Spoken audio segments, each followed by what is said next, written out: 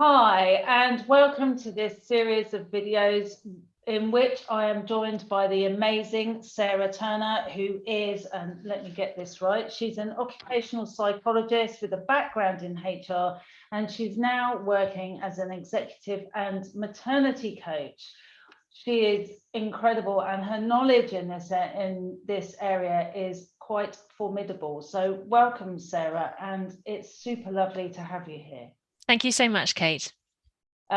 So today, this is one of 4 videos, and today we're going to be talking about letting go while managing societal perceptions of aging during your menopause and while you're in the workplace.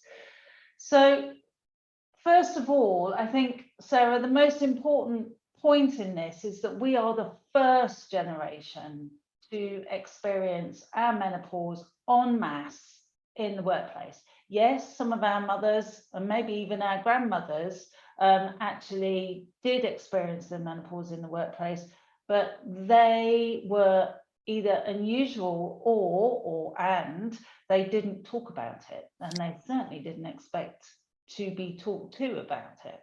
Absolutely. And I think it's such a taboo subject still, that often in families, even stories might not be shared or experiences not shared. It'd be very sort of hush hush and private and personal, and something that the mother is going through and not something to be discussed about openly. It certainly wasn't in my family.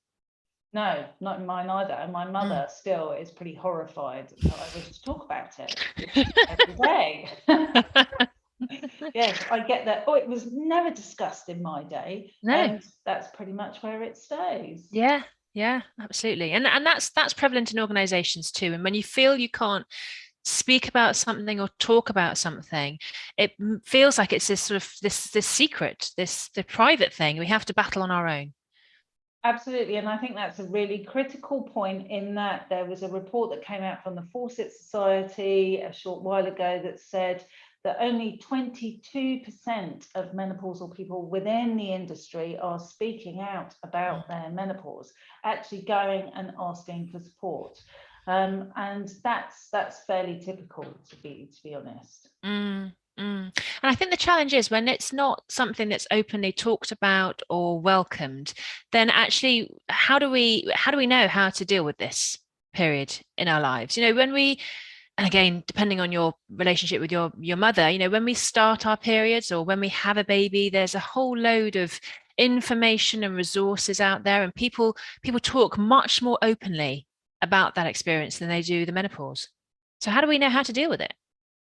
Yeah, and there lies the issue in the whole of the taboo that we are facing when we come into menopause, because we don't have that background education. So really, it is down to us to find that information and to make ourselves aware, so that we can start to think more openly about it and maybe start those conversations. And I think that one of the issues is that as we move into our menopause, we find that with all of the hormonal changes, and yes, we experience some of that during our periods, and while we were having a baby, goodness me, our body changes hugely, quite literally, during pregnancy.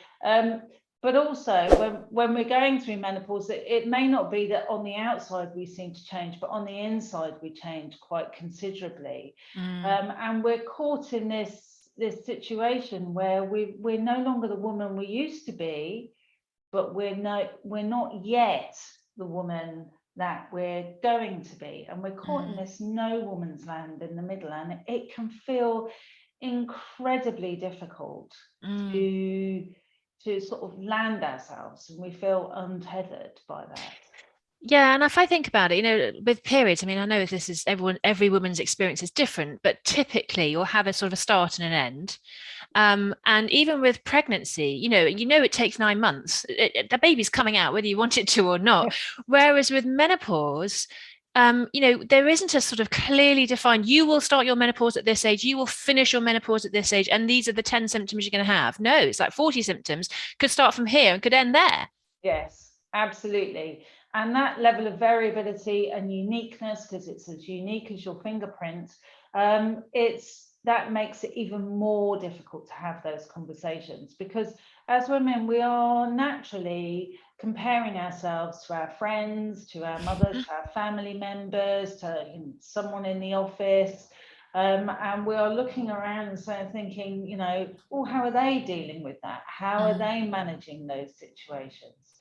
And I think that because it's so variable and it's so unique, it can feel like you're the only one experiencing what you're experiencing, because, well, quite frankly, you are the only one experiencing what you're experiencing. So whilst you can seek support from other women in a sort of, we're going through this kind of way, the uniqueness of this means that you need to find your own way through it, and finding what you need to support yourself at this time. And I think that requires some courage, because in my work as a maternity coach, often I'll speak to women who have a perception that other women are handling things much better than themselves. The lack of sleep, the stress, the dip in confidence, whatever it might be. It's a bit like social media. You kind of go onto Instagram and everyone's kind of done whatever the filters are that makes them look 10 years younger. We manage external perceptions of ourselves. Of course we do. And the same was going to apply with the menopause, but the reality is we're all pretty well practiced at presenting a particular face to the world, when actually underneath, maybe all is not so good. Yeah, and that sort of difference between our external self and our internal self during menopause will become accentuated. Yeah. If there are fissures in how you feel about yourself or differences, then during there's the maelstrom of menopause, those fissures, those differences will start to become, well, they'll seep out essentially, and they'll start to become very apparent. And that can create greater anxiety around that. So why isn't it I'm not coping? Why is it that I'm suddenly not able to keep that in? And that can be very difficult as well. And so if we're thinking about how to support women with these topics, what are some of your top tips, would you say? Well, I think that essentially, first of all, make yourself aware of what the menopause is. As you said, there's 40 symptoms, and most of us know maybe 5. And I count myself in this. When I started my menopause, I knew 5. Hot sweats, put on a bit of weight, variable periods, maybe some mood swings, along those lines. So they're the sorts of things we know about, but the symptoms actually cover every single aspect of our lives. And just being aware of them and knowing what our options are, should we have a bad time of it, then absolutely that gives you choices in what you can do. So if there were 4 of us around a table, one of us would be sailing through going, oh, this is really easy, I don't know what the problem is. And they're the woman, that's the woman that we all look at and go, that's so not fair. How are you managing that? Why am I not like you? Then 2 of us would be going, do you know what, this is tricky, but I think I'll get through it with some lifestyle changes and a bit of support. And then there's one, and I was one of the ones on this in this group, and they are thinking, oh my God, I don't know how I'm going to survive this. And it's a life-changing, debilitating experience. And because of that, the one who's having the life-changing experience cannot compare herself to the woman who's going, I don't understand what the issue is here. It's all hunky-dory. My periods are just stopping. What more can I say? So we have to stop comparing ourselves for a start, and accept that our experience is unique to us. And also, I'd say, get help if you need it. It is incredibly important not to push ourselves out there into that sort of no woman's land where we feel completely isolated, unsure who to speak to, and unsure how to get help. And you must see that in your work, where women push themselves too far out and then they don't know how to come back. And a lot of that comes down to our own personal history, how we have been brought up, how the messages we've picked up, what we've learned, what's okay, what's not okay. And more often than not, we all, to some extent, will pick up messages that we need to be strong, that we need to keep our heads down, that we need to please other people, do well at school, and not actually share that our feelings, share our emotions, and not ask for help. To soldier on effectively. And when that's what we've learned to do, it's incredibly difficult, whether we're talking menopause, whether we're talking becoming a parent for the first time, whatever it might be. It's really hard to learn to listen to what your needs are, understand what your needs are, and then take steps to address them. So if you were to give women 1 or 2 tips on how to do that, how to actually make those first steps into asking for help, what would your tips be? So one of the first things that I talk about is scaffolding. So, when you have any kind of building work done on the house, you kind of have a structure put in place to kind of hold it up whilst you're doing the work. So if we think about the scaffolding for women, it can often be a bit like taking your own oxygen mask first on the aeroplane. So on the aeroplane, you'll always hear the pilot telling us to take our own oxygen mask first. And in many ways, that's what the scaffolding is about.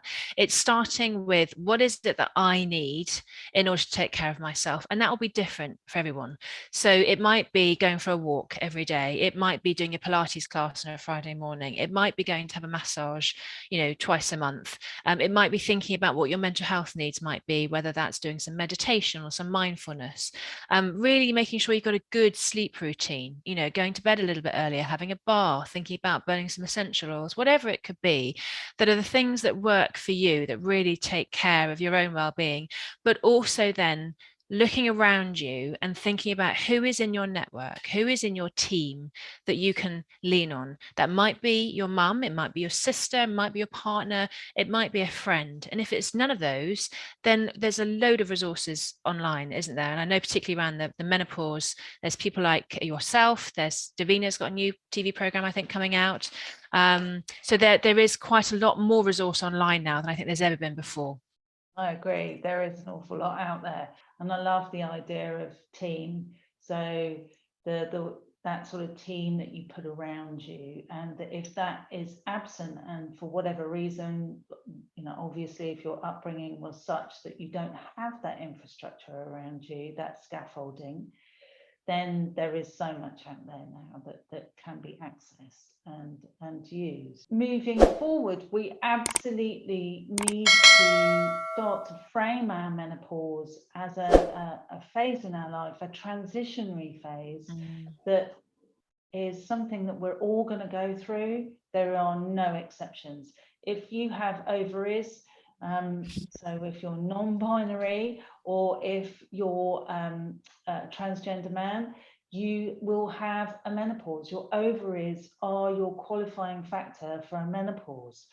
So it's something we are all going to experience, and we need to start to recognize it's part of our life. It's part of something that we're all going to do. And in that sense, we're all part of a sort of bigger social group in that sense. I wouldn't say team, because that sounds a bit like, team woman, but we're all part of a bigger group in the sense that we're all going to experience it. So we all need to have a greater awareness of what it is, and actually start to think of it as something that we're all going to have to do, and we're all going to have to talk about, and many of us are going to need support as well. And I think there's some comfort perhaps that can be gained from that sense of this is a period of time in my life that I am going to go through, just as I went through my teenage years. And in a way, you can kind of have a label around that, can't you? I'm with my daughter, she's being very much like a teenager, and that kind of makes things okay, because that's just the phase she's in. And actually it's the same thing. I'm menopausal, it means I'm going to have moods, I'm going to have emotions, I'm going to have needs that are different. And actually just kind of claiming that and owning that somehow kind of gives a bit of comfort, I think. Yeah, And also, by doing it, the more of us that add our voice to that, the less that taboo has its hooks in us, the more it becomes a normal part of life. It's a self-fulfilling prophecy in the sense that if we talk about it more, if we own it more, it stops being the monster that it is now. Yeah. It Yeah. starts just being a phase of life that we are all in, and that we all know that it's coming. And you know, the more we talk about it, the more aware we are, and so it builds. And the more okay it is to talk about it. You know, we give Yes. each other permission to talk about it, don't we? Which kind of starts to break down, as you say, all of that taboo around not talking about these things. Let's break that. Let's change that for our kids, for ourselves, Yeah. and make it okay to talk about it. Please subscribe. The next video is all about what we want for ourselves, identifying what we need on the other side of menopause. It's the piece we rarely talk about. So make sure you subscribe, and we will see you then. See you then.